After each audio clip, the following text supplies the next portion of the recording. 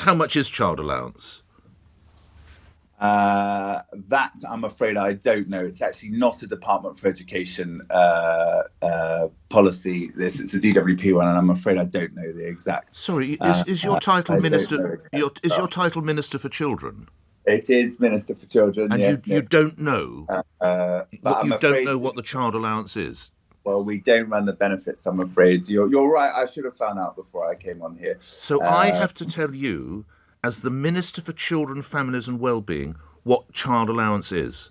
What sort of job do you think you're doing here, Minister? Well, look, I'm sorry that I don't know the amount of it. Astonishing. Well, I'll tell the listeners because they won't need it. It's £25.60 for the first child and £16.95 for each additional child. I find it astonishing I have to tell you, a government minister, that.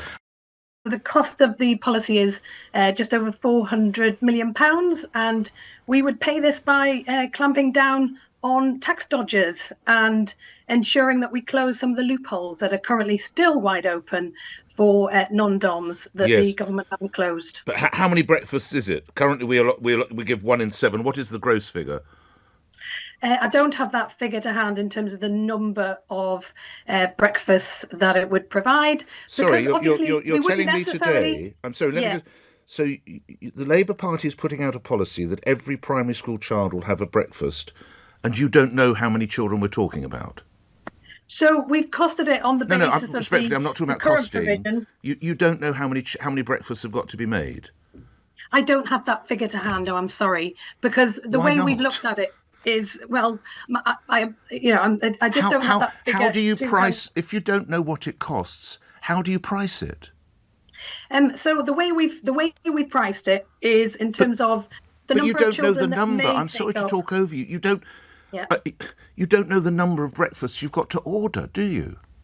So we do. We've costed it on the basis of the number of breakfasts available. What is it? I just don't have that figure to hand. So we can go around in circles on this. I note that this is from the Independent Schools Organisation.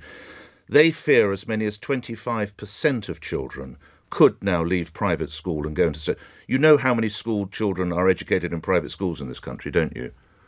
So we just don't accept those figures in terms of I hear the that. proposal that they put. What is the number of pupils in private education in this country? So I know that it's 93% or just over sort of 93% of the school population. Again, I don't have that exact figure to hand right now. All right, well, I'll help you. It's between 550 and 600,000. If 10% of parents, which I think is small c conservative, you've got 55,000 spare desks in the state sector, have you? So yes, currently there is a falling birth rate. We currently have 600,000 places free in the state sector. Everyone with dementia would qualify. Once assessed by local authorities, everyone would qualify, would they? Under our system, there'd be anybody who's an older person or who has an adult or a disabled adult. If they are assessed by a local authority as having a care need, then this would provide free essential care. So it would be the essentials, not the full package of care, but it would provide the essentials. So, for example, it would help somebody have a wash. It would help help them take the medication. Those kinds of things. I mean, you know how many people have dementia in this country, do you? I don't have the number to hand, but I know it's a growing issue. But there's also lots of other people with other conditions that do need free personal care. And what Age UK has also said is that they think there's around 1 million people with an unmet care need. And as Liberals, we just say that's unfair. That's not a fair system. And particularly when you have big banks and big corporations raking in billions of pounds in profit, I think they should pay a little bit more to give us the public services that we need. Yes, you don't lastly think if you're talking about free personal care, it would have been an idea to know how many people have dementia in the country. You don't think that might have been an idea?